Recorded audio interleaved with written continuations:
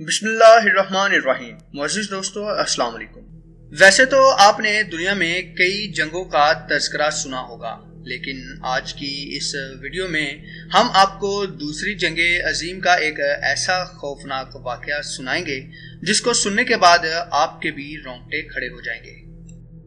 شیشیجیما Japan کا ایک جزیرہ ہے جو مین لینڈ جاپان سے تقریباً 980 کلومیٹر کے فاصلے پر واقع ہے۔ 35 مربع کلومیٹر رقبے پر مشتمل اس جزیرہ کی آبادی 2000 نفوس پر مشتمل ہے، لیکن آج پرامن نظر آنے والا یہ جزیرہ دوسری جنگ عظیم میں نہ صرف ایک خون آلود اور تباہ کن میدان جنگ تھا، بلکہ ایک ایسا خوفناک راز اپنے سینے میں چھپائے ہوئے تھا جس کی یاد امریکی فوج کے لیے ہمیشہ ایک ڈراؤنے خواب کی مانند رہے گی۔ جولائی 1944 میں جاپان کے خلاف امریکہ کی فل سکیل جنگ اپنے عروج پر تھی اور جاپان کو ایک کے بعد ایک محاذ پر شکست کا سامنا تھا۔ جزیرہ شیشیجیما پر جاپانی فوج نے اپنے کچھ مضبوط ترین عسکری تنصیبات بشمول 2 ریڈیو ٹاورز قائم کر رکھی تھی، اور یہ جزیرہ اسٹریٹجک اعتبار سے جاپان کے لیے بہت اہم تھا۔ جاپانیوں کی کمیونیکیشن لائنز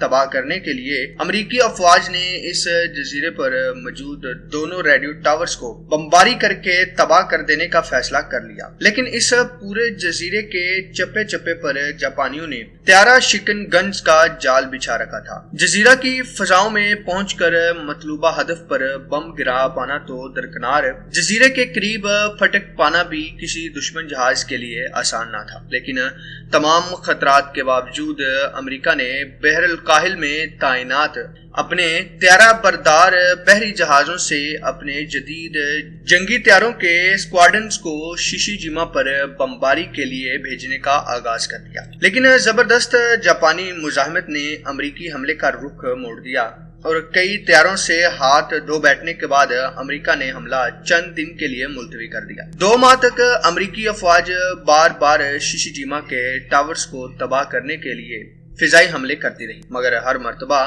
انہیں کئی طیاروں اور پائلٹس کا نقصان سہنا پڑتا تھا۔ ستمبر 1944 میں امریکی فضائیہ ایسا ہی ایک تازہ حملہ کرنے جا رہی تھی۔ اس حملے میں 15 امریکی اوینجرز طیارے حصہ لے رہے تھے جنہوں نے امریکی ایئر کرافٹ کیریئر سے پرواز کی تھی۔ ان طیاروں کے پائلٹس میں ایک 20 سالہ پائلٹ جارج بھی شامل تھا، جو کہ اس وقت امریکہ کی بحریہ کے سبھی پائلٹس میں سب سے کم عمر تھا۔ حملے کی صبح جارج اپنے ریڈیو آپریٹر ڈیل اور جہاز کے گنر ٹیڈ کے ساتھ جہاز میں سوار ہوا۔ گروپ کے باقی طیاروں سمیت شیشیجیما کی طرف روانہ ہو گیا۔ جاپانی بندوقوں سے بچنے کے لیے وہ سب 8000 فٹ بلندی پہ پرواز کر رہے تھے تاکہ وہ ان کی حد ضرب سے باہر رہیں، لیکن ہدف کے قریب پہنچ کر بم گرانے کے لیے جارج کو اپنا طیارہ کم بلندی پر لانا ہی تھا۔ اس نے ایک خطرناک گوتا لگاتے ہوئے طیارے کو ٹھیک ایک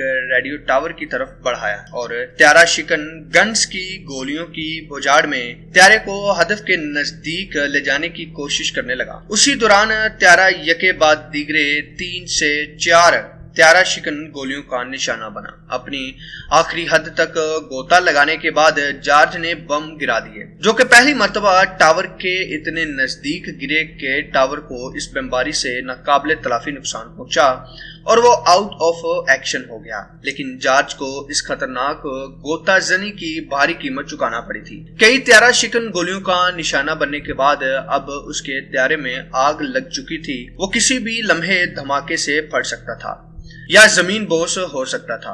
جارج نے طیارے کا رخ فوراً جزیرے سے باہر سمندر کی طرف موڑ دیا۔ وہ سمندر میں پہنچ کر ایجیکٹ کرنا چاہتا تھا، یعنی جہاز سے باہر نکلنا چاہتا تھا، اور اس بات کو یقینی بنا رہا تھا کہ ایجیکٹ کرنے سے قبل جزیرے سے زیادہ دور جا سکے، کیونکہ وہ جانتا تھا کہ ایسے کسی بھی معاملے میں جاپانی فوج سمندر میں نزدیک ایجیکٹ کرنے والے کو جا کر سمندر میں ہی گرفتار کر لیا کرتی تھی، اور وہ کسی قیمت پر بھی زندہ جاپانیوں کے ہتھے نہیں لگنا چاہتا تھا۔ تباہ ہوتا طیارہ اب تیزی سے نیچے کی جانب جاتا جا رہا تھا اور سمندر میں گرنے سے پہلے ان تینوں کا ایجیکٹ کرنا ضروری تھا، اور پھر جارج نے ایجیکٹ کر دیا۔ پیراشوٹ کی مدد سے سمندر میں اترنے کے بعد اس نے ने खुद को पैराशूट से अलग कर दिया। उसने देखा कि कुछ फासले पर त्यारे का लाइफ रॉकेट समुद्र में तैर रहा है, जो कि यकीनन उसके साथियों में से किसी ने इजेक्ट करने से कबल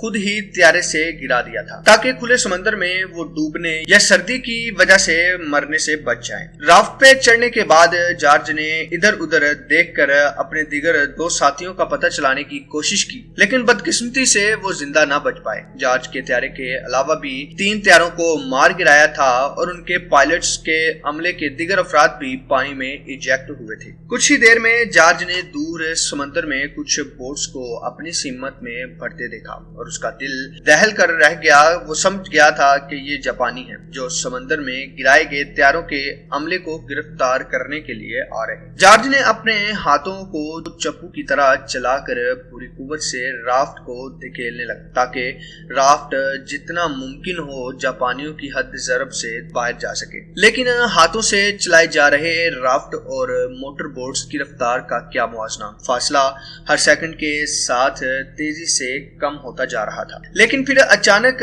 फिजा में त्यारों की गर्ज और फिर कान फाड़ देने वाली गोलियों की थरथराहट गूंजी। ये ताजा दम अमेरिकी त्यारे थे जो अपनी मशीन गन्स की मदद से जापानी जंगी कश्तियों को निशाना बना रहे थे। जल्द ही बची कुची जापानी कश्तियां तेजी से वापस जजीरे की तरफ भाग रही थी। जॉर्ज की जान तो बच गई, लेकिन उसे इस बात की कोई तस्दीक ना थी कि आया उन त्यारों पर किसी ने समंदर में उसका राफ्ट देखा भी था या नहीं। अगर किसी ने उसे नहीं देखा था तो गोया कोई उसे बचाने आए भी गा कि नहीं।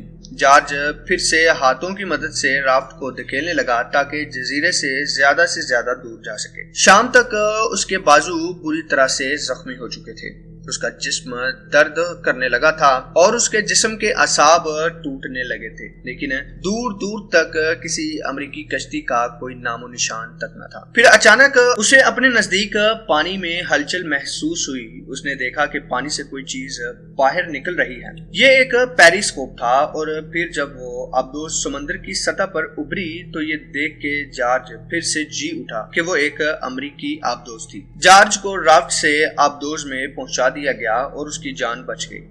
गोया ये कहानी एक खुशकुन तरीके से अंजाम पजीर हो गई, लेकिन पानी में कूदने वाले बाकी पायलट्स और अमले के दिगर अफराद इतने खुशकिस्मत ना थे। उनमें से 8 अमरीकियों को जापानियों ने गिरफ्तार कर लिया और अपने साथ उन बोट्स पर वापस शिशिजिमा ले गए। उनके नाम वुल्फ, ग्रेडी, जेम्स, फ्राइजर, मार्वेल, फ्लाइड और अरल थे। उन्हें लाकर जजीरे में वाक़े जंगी कैद खाने में डाल दिया गया। उसके बाद जो कुछ हुआ वो इतना भयानक था कि अमेरिकी हुकूमत ने ये राज 2004 तक पूरी दुनिया से छुपाए रखा। अपने कीमती और अहम तरीन कम्युनिकेशन टावर्स की तबाही पर जापानी गुस्से, नफरत और इंतकाम की आग में जल रहे थे और उनका अफसर लेफ्टिनेंट जनरल यूशियो टचिबाना था। ये दरिंदा सिफ्त शख्स एक नफ्सियाती मरीज था और जो पहले ही कैदियों पर बदतरीन वहशियाना तशद्दुद के मामले में बदनाम था, और इस वाक़े के बाद तो उसका गुस्सा आसमान को छू रहा था।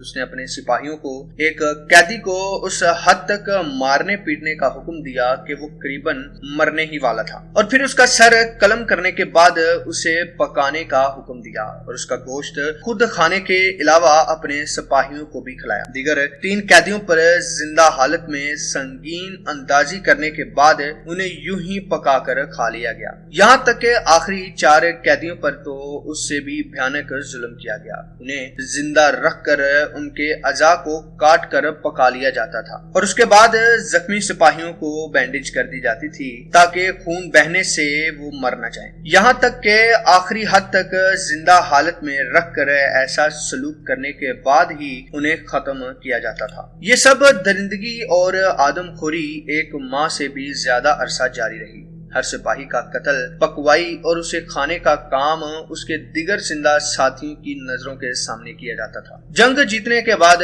जब अमरीकियों को इस भयानक वाक़े का इल्म हुआ और उन्होंने शिशिजिमा में गिरफ्तार जापानियों की निशानदेही पर खुदाई करके अपने साथियों की हड्डियां बरामद की तो उन पर सख्ता तारी हो गया। हुकूमत ने सख्ती से इस खबर को छुपाए रखने के अहकाम दिए और 2004 से कबल ये सानेहा दुनिया की नजरों से اوجل رہا۔ جنرل یوشی ٹچیبانا اور اس کے سبھی ساتھیوں کو اس درندگی اور دیگر جنگی جرائم کے عوض 24 ستمبر 1947 کو گوام میں تختہ دار پہ لٹکا دیا گیا اور اس سانحہ میں زندہ بچنے والا واحد خوش قسمت pilot George H W Bush آگے چل کر امریکہ کا 41واں صدر بن گیا۔